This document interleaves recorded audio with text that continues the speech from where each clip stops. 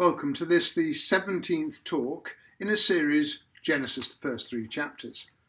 And in this talk, I'm going to take a verse from chapter 2 of Genesis, which reads as follows. Chapter 2 and verse 9, the Lord God had planted a garden in the east, in Eden, and there he put the man he had formed.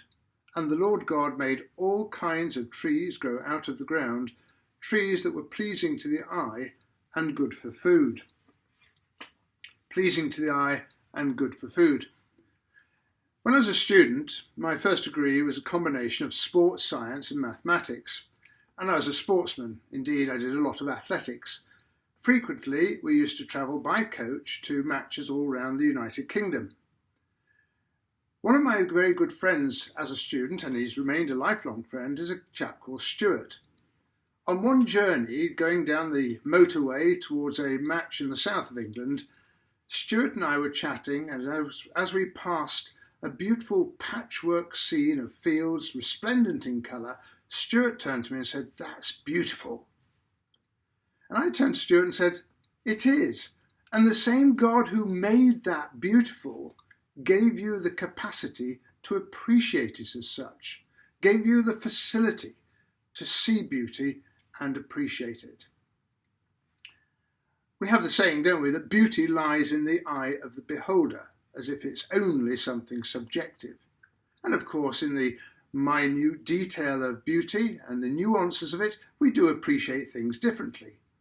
But I don't think it tells the whole story to say that beauty only lies in the eye of the beholder. There is some degree of objectivity about that which is beautiful. And if you discuss with mathematicians or scientists, they will suggest that there's something objective about beauty. Now, many aesthetic qualities and activities in nature have a function, but God's creativity can be extravagant. Vision, sound, taste can all exceed their functional requirements. Now, some foodstuffs, for instance, can look beautiful and yet be poisonous, so we have to be careful. And it's also true to say that there is ugliness in our universe, and we have the capacity, don't we, to differentiate between that which is beautiful and that which is ugly. In fact, C.S. Lewis used this as one of his arguments for the existence of God.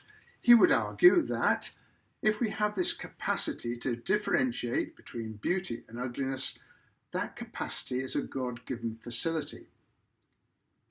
And my wife has this almost obsessional appreciation and delight in bluebells, which bedeck woodlands throughout the United Kingdom most years towards the end of April. They're beautiful, beautiful blue colours.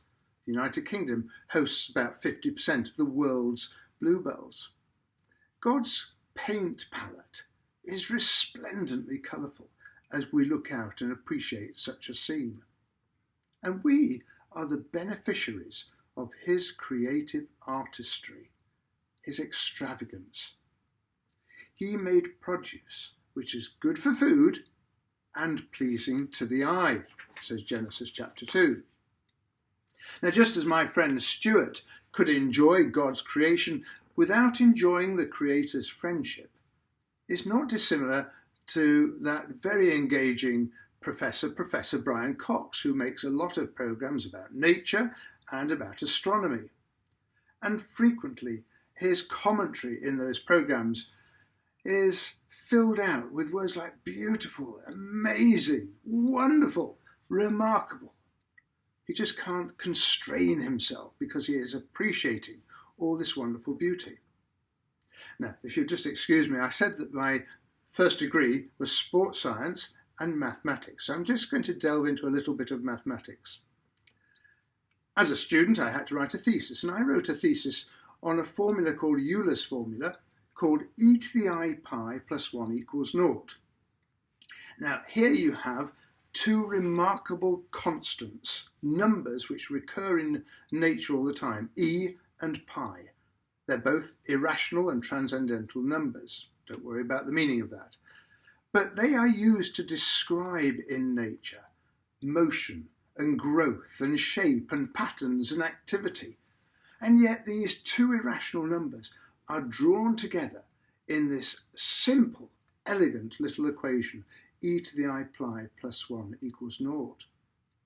There's also in nature a sequence of numbers called the Fibonacci sequence of numbers. So if you get two numbers, 0, 1, and add those two together, the next number in the sequence is 1. Add 1 to 1, the next number in the sequence is 2, always adding the previous two numbers together. So you get a sequence of 0, 1, 1, 2, 3, 5, 8, etc. Now that number sequence or pattern is reproduced time and time again in nature. It produces beautiful effects like the spiral effect on the back of a shell, or the spiral effect in a flower bloom. All these things occur and recur in nature. Another mathematical feature of nature is symmetry. If you take a snowflake and look at it under a microscope, every snowflake is different, yet every snowflake is a perfect hexagonal shape. That perfect symmetry, line and rotational symmetry, which recurs in every single snowflake and is different. It's like looking through a child's kaleidoscope and turning it, and you get this changing image, but always, because of the position of the mirrors in the kaleidoscope, it produces a perfect hexagon. And it's short-sighted, it's myopic to just say, oh, but that's the forces of nature. Yes, who put those forces of nature to work in the created order? It was God. God has and does create beauty beyond and above functional necessity, things which are good for food and pleasing to the eye. There's a New Testament verse, Romans 1 and verse 20, which says this: God's invisible qualities, namely his eternal power and divine nature, have been clearly seen, being understood from what he has made. Here, for a point of discussion or reflection, where do you see examples of God's non-functional extravagance, the beauty he's created? And I'd encourage you to develop an appreciation for beauty and to thank God for the joy of experiencing it. Well, thank you for listening to this. The next in the series, Genesis, the first 3 chapters, others will follow.